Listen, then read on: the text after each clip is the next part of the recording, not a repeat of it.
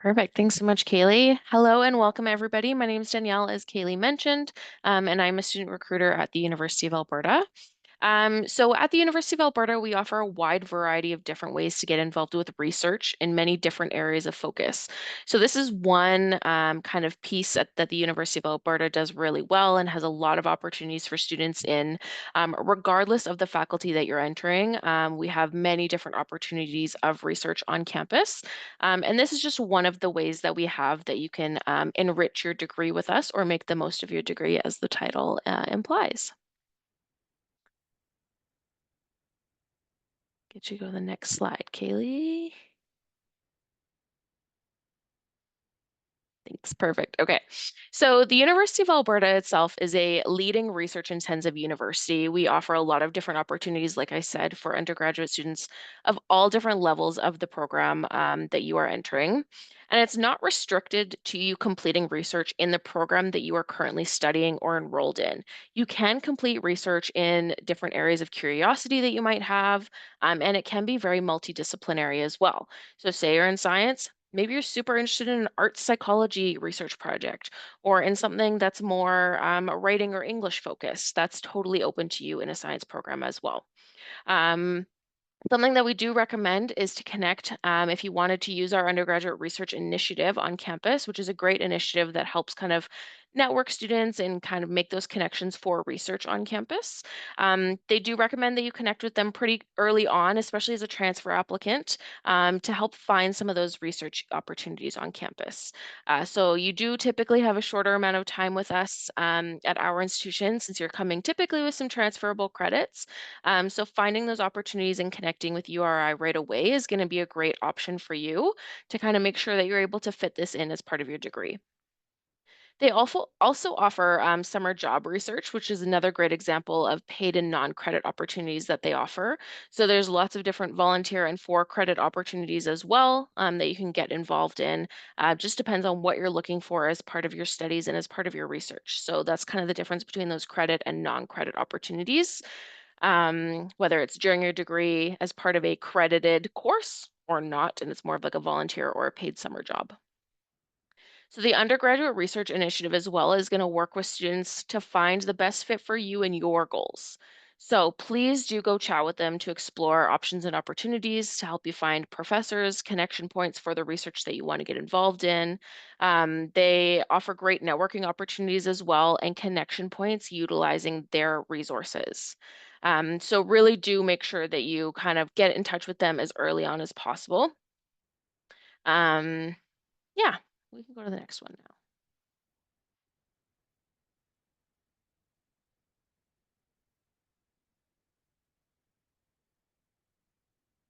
Perfect. So, like I said, the undergraduate research initiative really helps students navigate the research landscape on campus. So, you're not alone.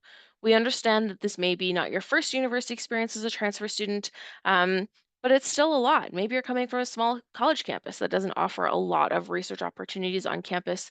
They help you with our large campus community to help connect you with the people that you need to be connected with to get to where you want to go.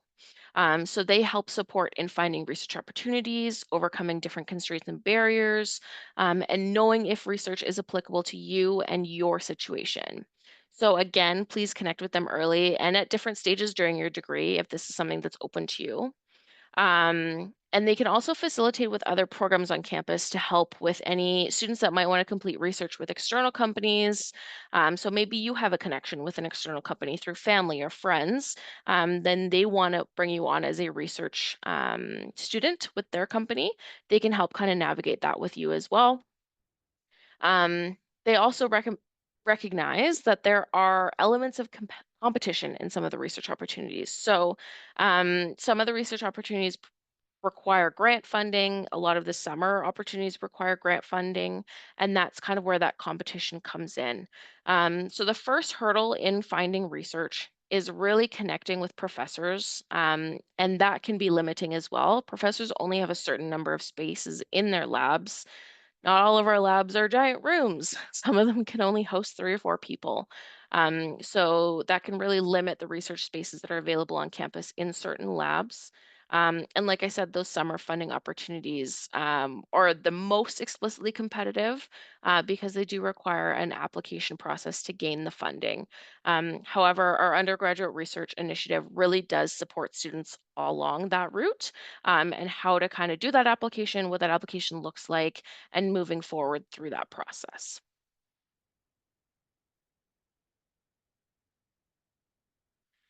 Okay, so this is kind of how to get involved and how to find out some more information about our undergraduate research initiative. So the short link's on the top of the screen there. Definitely recommend checking that out. It's going to be where all of this information is included and how to get in touch with them. So they definitely recommend the best place to start is connecting with them through advising. It's a great opportunity to kind of see what they offer the students in different situations, really discovering your interests and how you want to get involved in research. You can reach out right now, even though you're not a student quite yet at the University of Alberta. They definitely recommend reaching out as early as possible. So if you know, I'm admitted, I'm going to science, this is the research I really want to get involved in, connect with them right now and they can help find those opportunities for you. Um, so yeah, no need to wait until you start classes in the fall. And it definitely helps checking out options early, especially if there's funding that's required for some of those opportunities. So they will support you through all of those different funding opportunities, help you network to find funding, network to develop connections to find professors, help you make the most of what they truly offer. They also offer a student volunteer program. So if you don't necessarily want to get right into research, but you want to be kind of around the people that are getting into research, they also offer a volunteer program within their offices.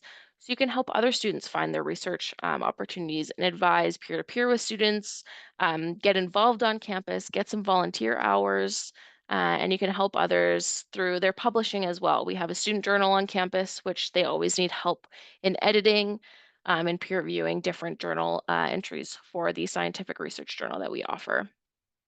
Also, another fun thing that they host every single year is the FERCA conference or the Festival of Undergraduate Research and Creative Activities. They just had it on campus, which is pretty cool to check out some of the different research projects that are happening. So this is where students present their student-led research projects and they display them, and there's judges that go around and judge them on campus as well. Um, Lots to get involved in with research. Definitely recommend reaching out early if you can, and checking out the different ways that you can get involved in research on campus if that's something that you're interested in. And I will pass it back over to Kaylee. Awesome. So we're going to move on to my biased favorite part of the presentation, which is study abroad or any sort of international experience.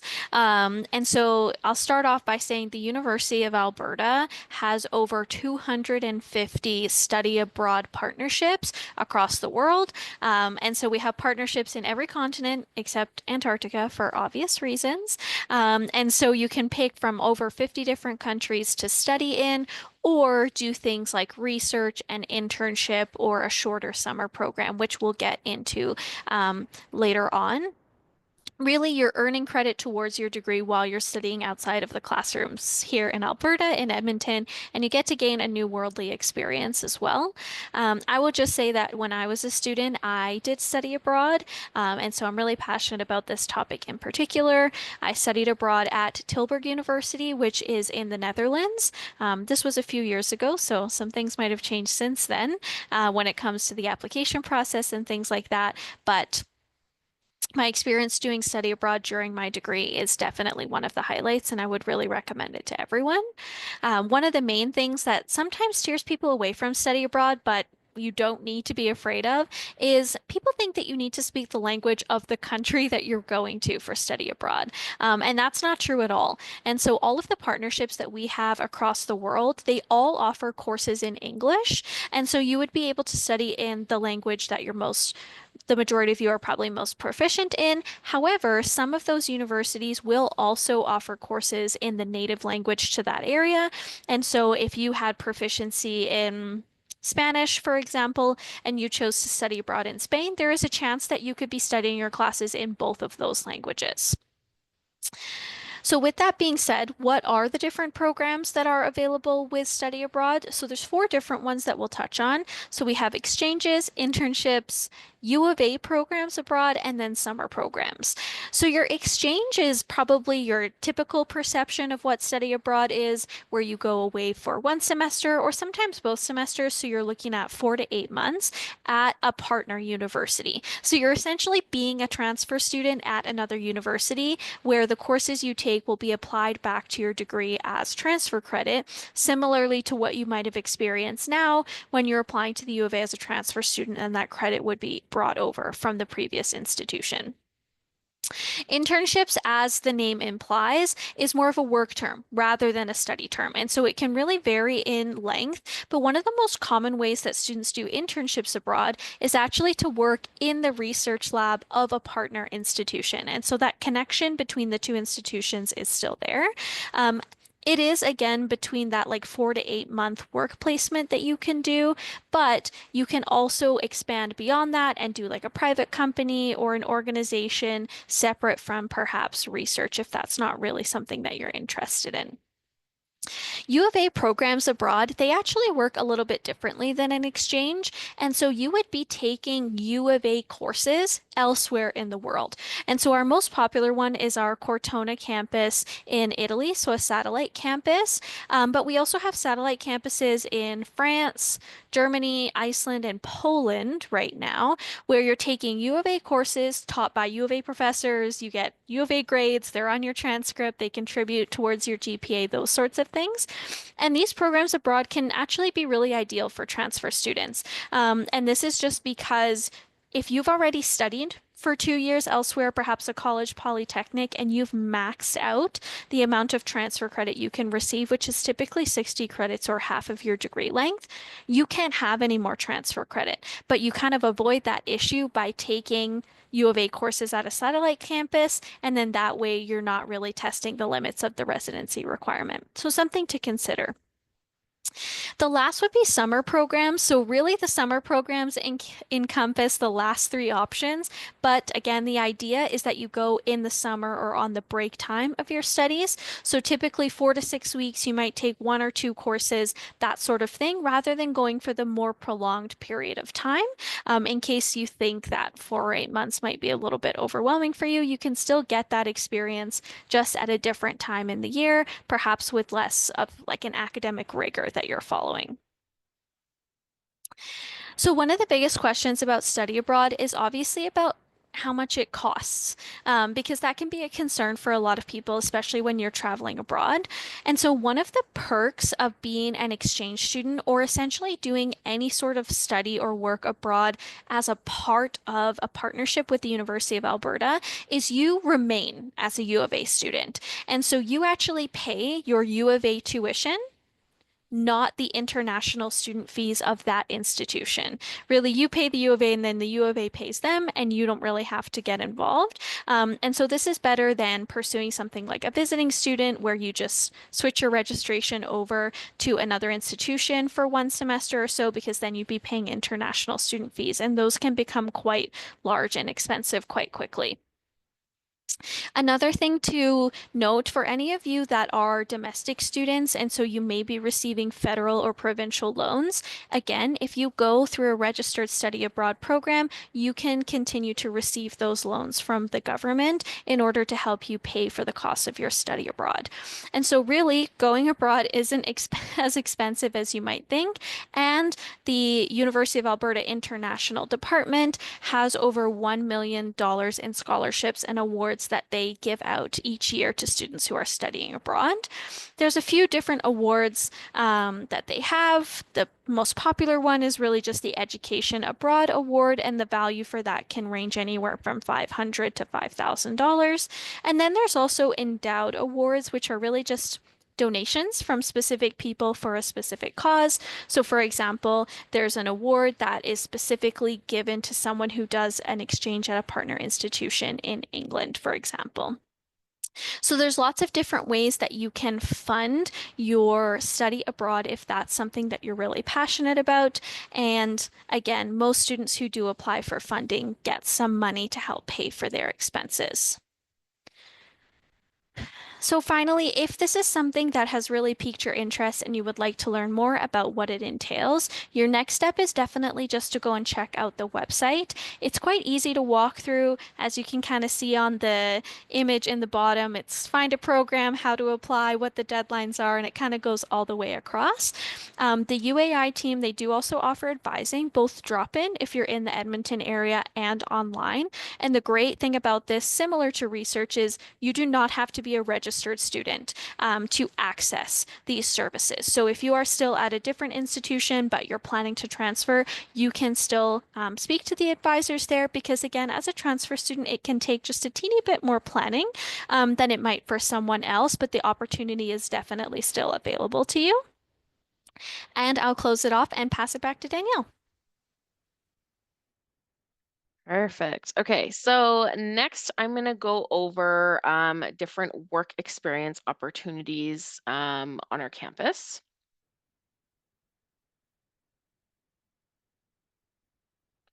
Perfect.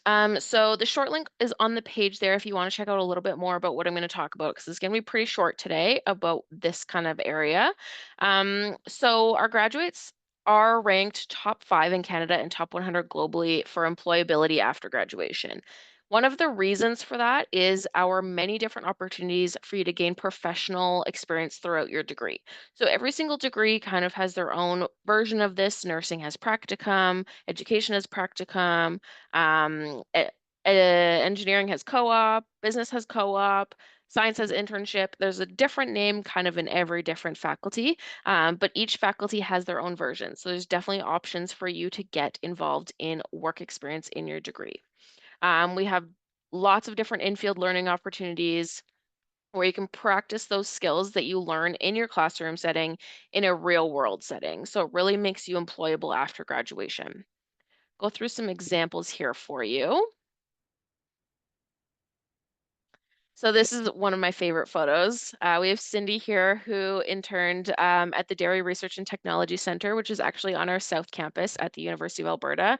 We have a bunch of different cows that we have for dairy research. She got some hands-on experience with agriculture. She got to hug some cows. If you're not even involved in an Ailes Mini internship or doing an internship like this, you can just go and pet the cows if you sign up for a volunteer opportunity. Some students do it in between classes. It's a great de-stressor and the cows love it. Next, we have a business co-op student. So Malcolm worked at KAG Canada as a business intelligence developer. He applied his different operations management coursework to help make a more data-driven decisions to improve those company operations. So definitely some real-world applications and real-world experience while you're still studying in your degree program. One of our nursing placement students, Michaela, learned to give some medications and injections during her placement at the orthopedic unit at the U of A hospital. U of A hospital is right on campus, so not too much of a commute for this one, and some great working experience as well, right close to home. So definitely a lot of different ways to get involved in internship, practicums, whatever that looks like for your degree program. So definitely check that out and get involved early if that's something that interests you. I will pass it back to Kaylee. Awesome. Thank you. So the last thing we're going to kind of touch on is certificates. And so in my opinion, certificates are a little underutilized by students, mostly just because a lot of students don't know that these exist. So compared to the other three things that we've touched on, certificates are slightly more academic based, but again, still a way to build out the experience that you have at the university. And especially if you're really concerned about your career and how to present yourself in the workforce, certificates can be a great way to set yourself apart from somebody else. So when you're a student at the U of A, you will have your major. You might even have a double major. You might have a minor, a double minor. You will have sort of different combinations of things that you are studying, but something that you can then add on to that or sort of include within your programming is a certificate. So it can be a little bit hard to explain because the certificate does sometimes resemble the look of a minor. Um, just because some certificates are more academic in nature, but we also have some certificates that are available to you that give you recognition for things that you have achieved or accomplished or even pursued that you when you were in university that are outside of the academics. So I've listed a few options for certificates on the screen, but by no means is this a comprehensive list because there are over 50 different certificates that are available to you. But we would be here for a while if I went through every single one of them. So, considering that we also just talked about study abroad, I figured I would start with our certificate in international learning.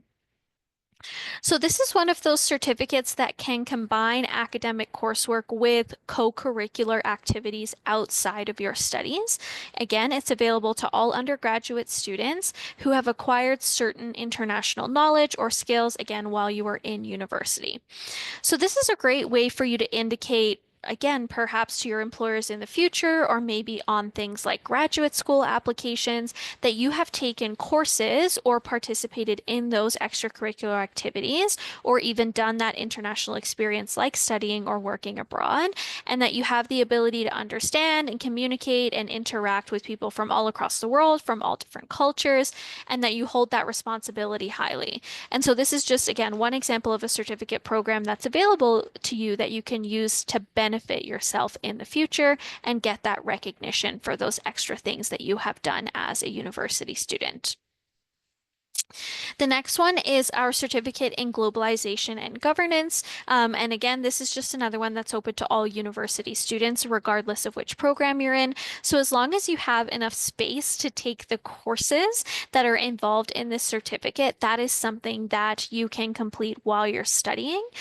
So for example, if you were in the Faculty of Arts and your major perhaps was political science, you might have already taken a lot of the courses that are required for this certificate. And you may just realize you only have one or two more courses that you need to do to complete this. And then when you walk across the stage at graduation, they will say your name, your degree, and then also this certificate for recognition. The next one is our certificate in computer game development. This one I find particularly interesting just because it's a joint certificate actually between the Faculty of Arts and between the Faculty of Science. Again, open to every student at the university though. This one gives you a really great opportunity to work in teams and actually build small and medium-sized scale games. And some of the coursework that this one includes would be things like interactive multimedia, music technology, game design, advanced game programming. Personally, I could never do this one just because I'm not really tech savvy like that. But I encourage all of you to consider this one if this is something of interest to you to explore, again, a certificate like this. And then the last one I'll talk about is our certificate in innovation and entrepreneurship, which is offered by the Faculty of Business. So again, this is just providing students with formal recognition for knowledge that they have acquired in innovation and entrepreneurship through academic coursework. So again, it indicates to whoever you're presenting this to, whether it be employers, those graduate school applications, that you understand how being innovative and entrepreneurial and having those processes can really make a difference in the world just because you can provide solutions to important challenges and problems that we face as a society in this day and age. So if you have any questions about certificates in particular, you can definitely ask them in the Q&A because I could go on for God knows how long just about this particular topic. But again, certificates really mirror a minor of sorts in that most certificates, if they're academic based, are just 4 to 6 courses. I think I've seen one with 7 courses as a requirement, but you may already be working towards it in your degree and could be something extra that you could add on in the end. So we're at 6:30 here in Edmonton, unless you're joining us from somewhere else. So we actually have lots of time for questions. So please use the Q&A function to ask those questions. If you're not super familiar with Zoom, your Q&A might be hidden on the bar with all the different options. So sometimes you have to click more and then click Q&A to see the questions. But feel free to ask them. Try to avoid using the chat just because it can be a little bit hard to keep track of on our end.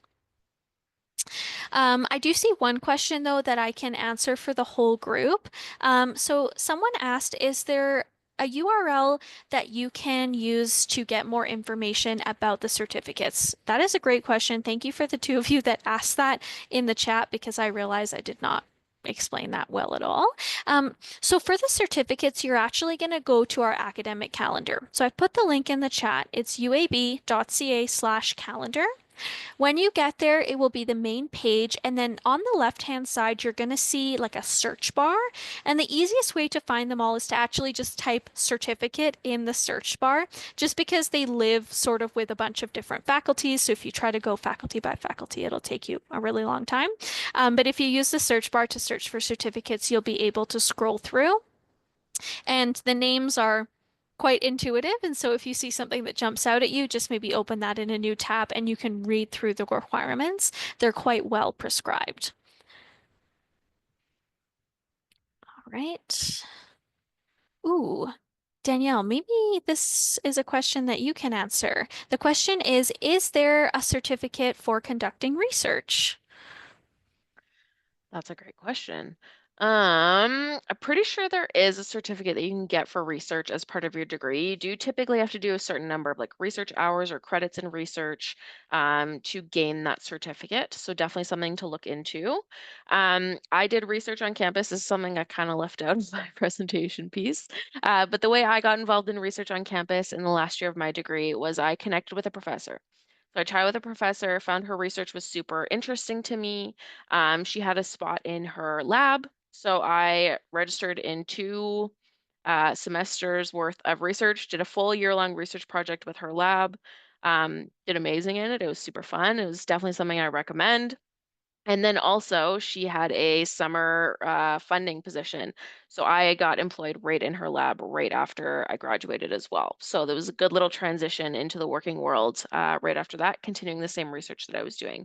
So definitely a possibility for certification and research on your degree parchment as well.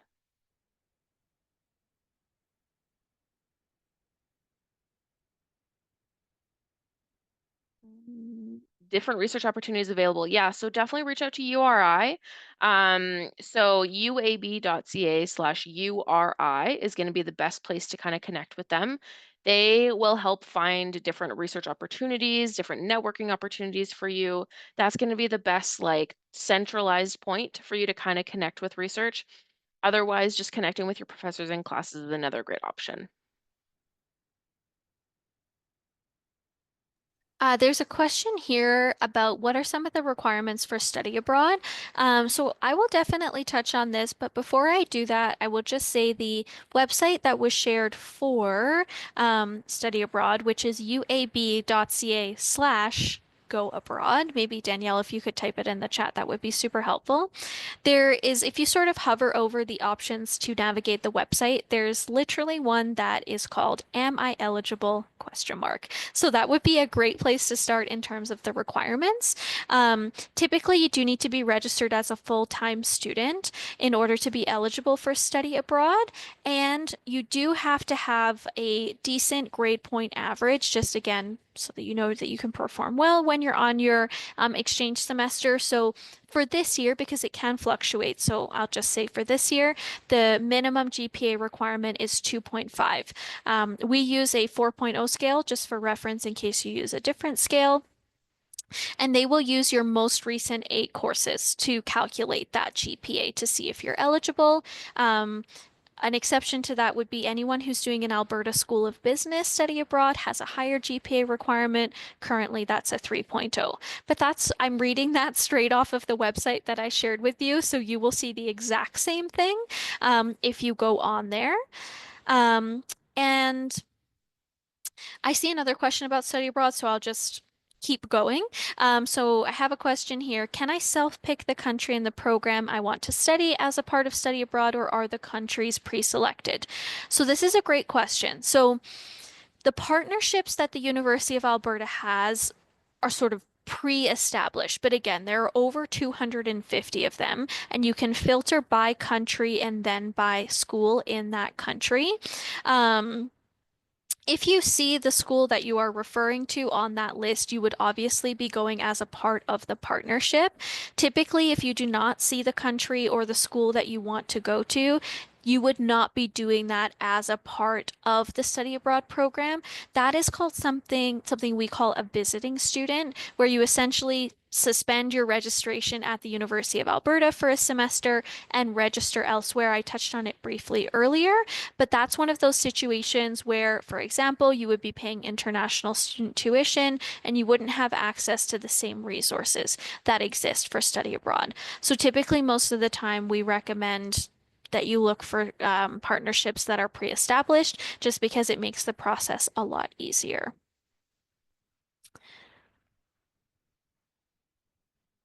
Danielle, do you have one that you want to jump in on? Yeah, I have a couple here that I can answer. Um, okay, so this question on you don't have to have your own research project to get involved with research opportunities. Correct. So if you love what a professor is already doing and they have space for you to kind of take on a piece of their project, which is what I did, then they will definitely accept you into their lab. So something that I worked on was the professor was working on cells and arsenic and kind of adjusting cells to be able to digest and expel arsenic because some people have arsenic in their drinking water. So we're trying to work on that. And the body right now can't process it. It just collects it and then it becomes kind of detrimental to the human body. So that's kind of what I was working in her lab. I wasn't directly working with arsenic because I was not allowed to as a student, as part of the rules of that. So I worked on a different piece of the project on actually like modifying the cells and how we can modify those cells to kind of do those different pieces. So that was something that I kind of took on. I took on one specific experiment. It was an 8-hour experiment every single time I did it. So it definitely took me a really long time. But that's a way you can get involved in research. If you don't have an idea right on your own, but you love what somebody else is doing, sometimes they have a piece that you can take on. So definitely check that out and connect with your professors. Um, Another one I have here, if I'm taking engineering co-op, are the co-op study abroad opportunities. So there is opportunity for you to complete co-ops as study abroad opportunities. In engineering specifically, we've had students do study abroad as part of their co-op program in the US, in Germany, trying to think, the Netherlands, I think. Anywhere that we have internship opportunities or co-op opportunities, you can apply and be a part of that. Something to keep in mind with that is you are typically paying your way to get there as well as your lodging when you're there. So you're making money while you're there because you're working as part of co-op, but then that's kind of the alternative. So something to think about in that one. Okay, I can jump in. We'll take turns so that no one runs out of air or anything like that. We have a question here that I think is slightly more admissions based, but it can apply sort of to that study abroad or any sort of external institution that we're talking about. And so the question is, how many credits from another institution would you say that the University of Alberta will typically allow to transfer? So this is a great question, and this is really something for everyone to be aware of. So, the University of Alberta as a whole has something called a residence requirement. And essentially, what the residence requirement states is that in order to graduate with a University of Alberta degree, you have to complete at least half of your degree requirements at the University of Alberta. Now, with that being said, each faculty then interprets that main rule slightly differently. And so you'll see that, for example, the Faculty of Business has prescribed rules as to how many courses from your major have to be taken at the U of A versus externally. But typically, you should not expect to transfer in more than what we call 60 credits, which would be 20 courses, just because the U of A uses a 3 credit system. And because the majority of U of A degree programs, barring 5-year combined degree programs, are 120 credits. 60 would be half of that. So, Liz, I hope that that answers your question well.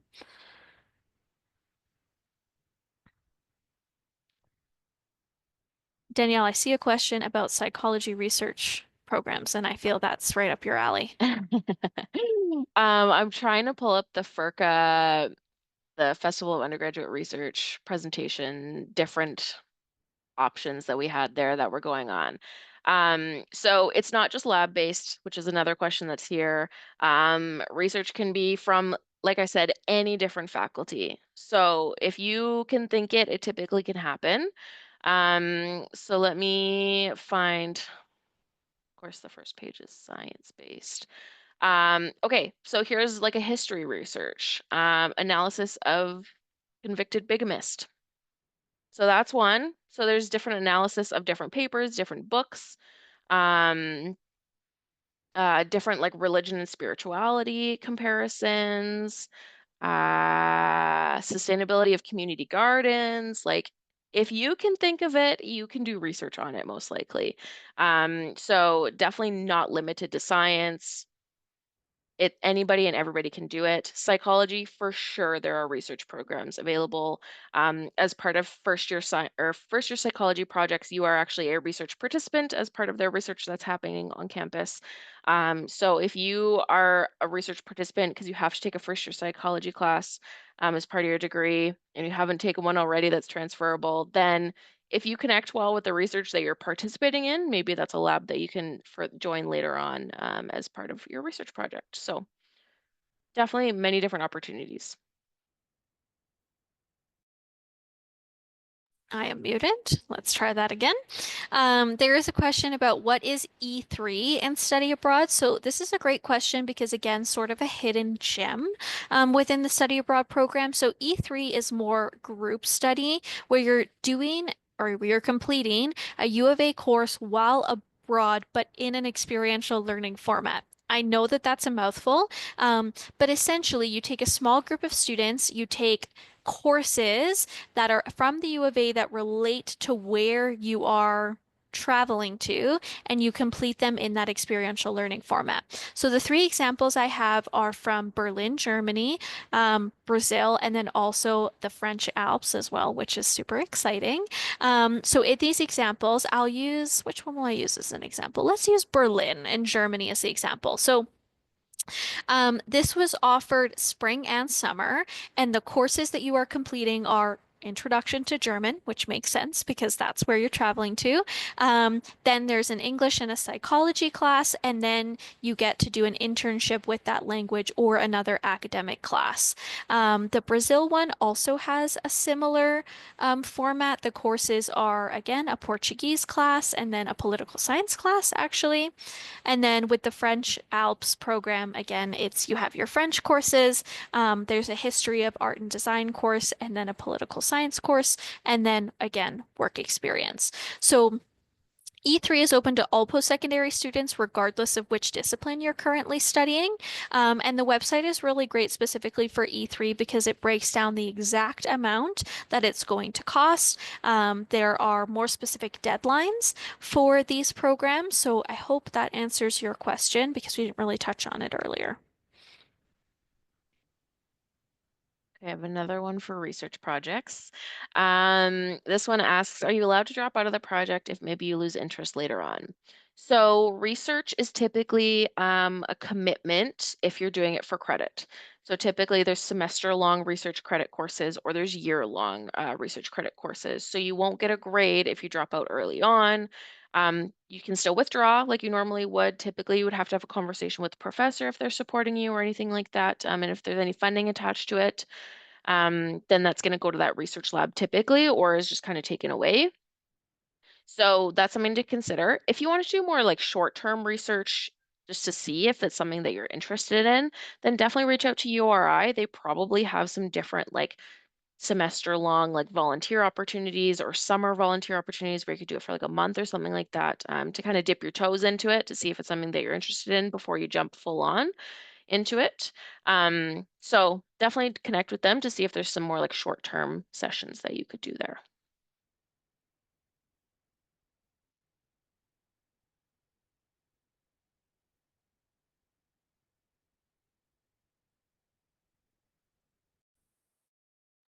Okay, let's see here.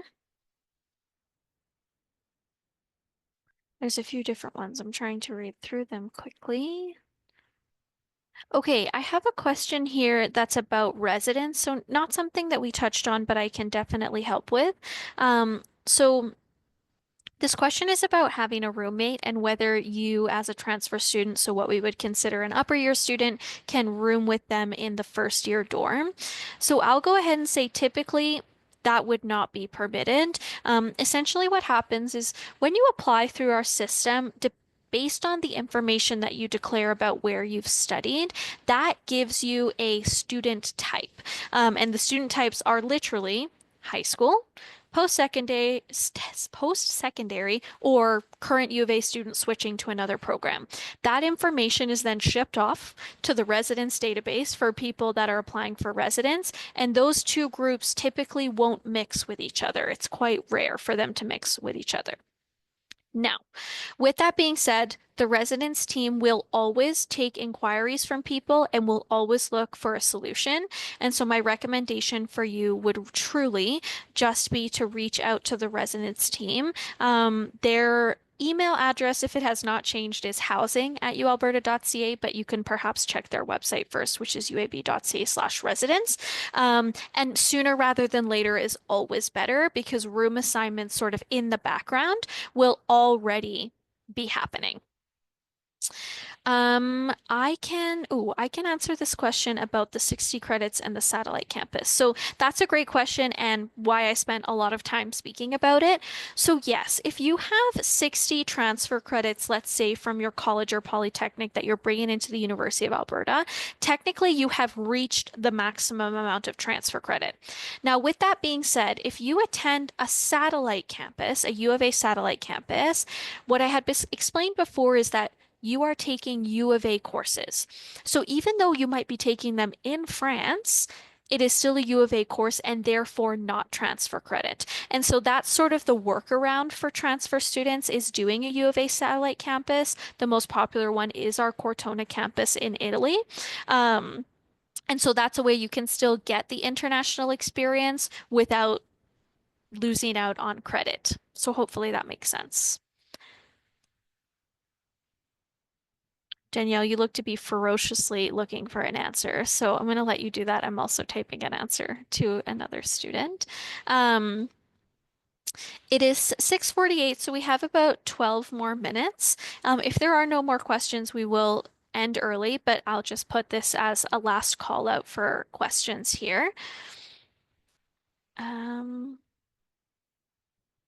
Okay, if I were to attend a satellite campus, would I apply for residence through the U of A, as I am a U of A student, or would I have to apply through the partner university?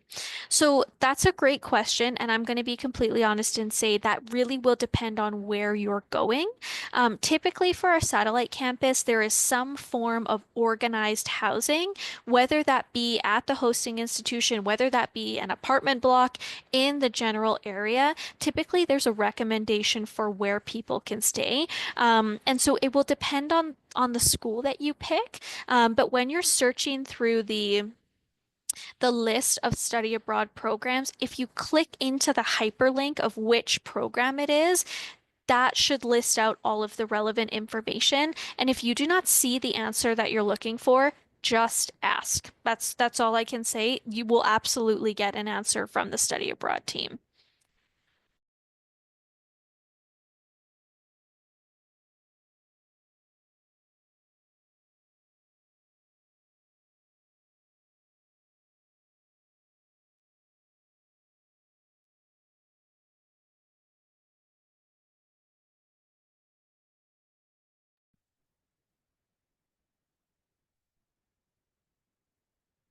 Um,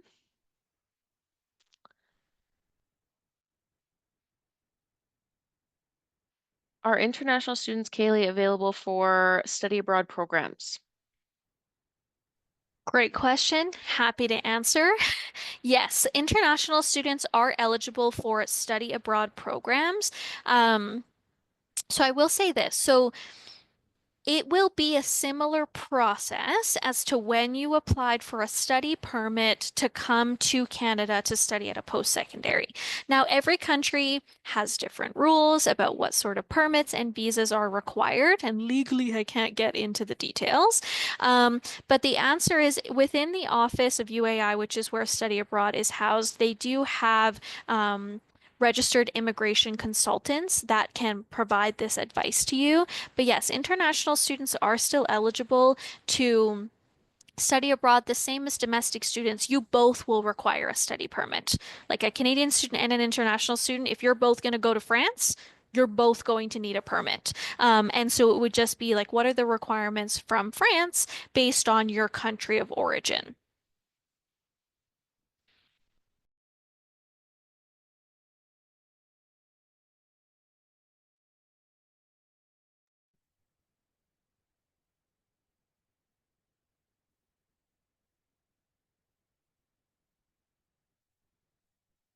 Um, okay, there's no more questions that are pertaining necessarily to our presentation, but I have a question here on the topic of housing. Knowing any good sources for finding off-campus housing.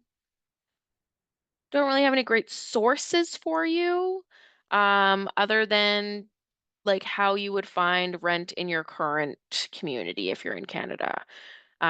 So things like people go on Facebook Marketplace to find rental properties, people go on Kijiji to find rental properties. There's different rental companies within Edmonton. So just do a quick Google search and some will pop up for you. If I could just jump in, a website that can be particularly helpful is rentfaster.ca. That is a great website to look for housing. There's lots of great features. You can filter that sort of thing. So I would definitely check out that website as well, along with Danielle's suggestions too. I have a question that I believe is about residents. So the question is, are we going to have a presentation with the school residents too? So if I'm interpreting this correctly, um, the answer is yes and no. And so we are hosting an event. If you signed up for this event via email, you probably got the notification, but if not, don't worry, you will get one. We are hosting another event April 3rd, same time, 6 to 7 p.m. Mountain, titled Your Life on Campus. And one of the topics we will discuss is housing. It will be Danielle again, so it won't be a representative from residents, but we will have, again, more detailed information about the process of Upper Year residents, what the options look like. Just as a quick Timbit. Upper year residents, they're all apartment style, so not your typical dorm room that you might be used to, which can be a great selling point for some people. So I would really encourage you to join us for that session, if that's something you're interested in, and then we'll be talking about other topics as well. I have one here on research projects. Question is, are these projects full-time commitment? Are you able to participate in URI on a part-time basis? Especially as a transfer student, mature student with work commitments and household responsibilities? 1000% yes. So my research project, that was a year-long research project, I was also doing alongside full-time study. So I can't commit to 8 hours a day every single day in that lab. I committed to a certain number of hours every single day that was required for the experiment itself. So if the experiment, I needed to be there for like 2 hours, then I was there for 2 hours that day. If I needed to be there for like a half hour just to check something, then I was just there for a half hour to check something. Typically, these labs also have graduate students in the lab. So if you can only do pieces of that research, like the experiment itself, but you can be there for the outcome and you can be there for the notes in between and like those kinds of things, then they're typically able to work with you on that. If a commitment is a big thing for you, definitely reach out to URI and just find something that's a lower time commitment. Maybe a lab project isn't the best project for you. Maybe it's more of like a written project or something along those lines. So they can definitely help you with that and finding something that's very pertinent to your situation.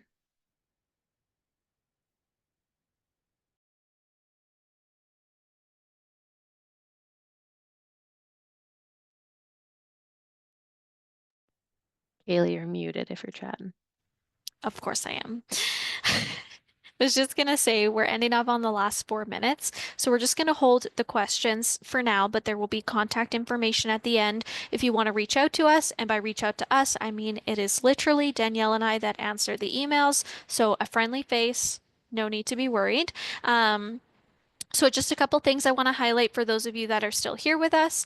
If you are an applicant to the University of Alberta, regardless of whether or not you have been accepted, I wanted to remind you about our application-based scholarships and awards. The deadline for this is in roughly 2 weeks, March 31st. You will go online to our awards website, which is uab.ca/awards, and it's one application to be considered for all of them. So you're not writing essays for each one. It's one, it's not even an essay, it's like 3 questions. Just telling us about yourself to submit yourself for all of those scholarships and awards. Again, you do not have to be accepted, you just have to have applied. Next, again, is our next session for the Transfer Student Series, which I was just touching on, which is April 3rd, titled Your Life on Campus. We will be talking about our facilities, so like our recreation facilities. We'll be talking about residents. We'll be talking about student groups and orientation and things like that, and how to welcome yourself onto the campus. And we'll have some current students as well. So there'll be some variety of who's speaking. It won't just be Danielle. We'll have some students, people that you can relate to that can talk about their experience. And then finally, for those of you who have been accepted to the University of Alberta and are planning on attending in the fall. If you have paid your tuition deposit, you will have access to our registration or enrollment, which is coming up really soon for the fall semester. It's beginning of April, if I'm not mistaken. And with that being said, we have something called Registration 101 or Reg 101 for short. So this is a website you can go to. It's bolded. It's uab.ca/reg 101. There are modules on there, both general and faculty specific, on how to navigate our registration system, how to understand your degree requirements, those sorts of things. And we are hosting workshops as well that are faculty specific, that are very step-by-step walkthrough of the process. So again, if you have been admitted and you have accepted your offer, that is going to be the next step on your journey to the University of Alberta. For any of you that are like, holy moly, I need some more personalized assistance, best way to do that is just to sign up for advising at uab.ca/advising. Again, it's myself, it's one of our other colleagues, Teo, that administer these advising sessions. So again, a friendly face. We have about 20 minutes to discuss anything that might be on your mind. So keep that in mind. But at the end of the day, if you just want to send us an email, that's okay. The email address is transfer@ualberta.ca, or if you just need a landing point, a place to start, that would be our website, which is uab.ca/transfer. So with that being said, I will just give one quick scan. Oh, thank you to the person that said thank you. We actually really appreciate that. Um, so for now, we are going to end the session. Again, if you need anything, please don't hesitate to reach out. We are here to help you in recruitment and get you to the next stage in your journey. And so we'll end the session here and just reach out in the future if you never need anything from us. So thank you, everyone.